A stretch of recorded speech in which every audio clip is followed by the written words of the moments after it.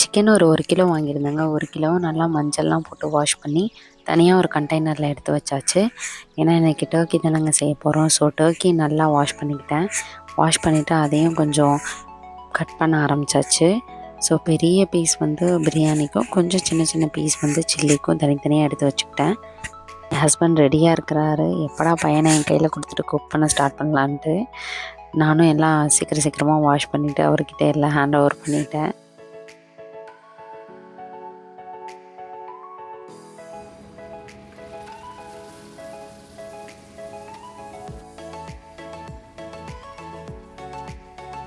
அதுக்கப்புறம் ரொம்ப சீக்கிரமாகவே சூப்பராக ஒரு டர்க்கி பிரியாணி செஞ்சு எங்கள் எல்லாத்துக்கும் கொடுத்துட்டாரு.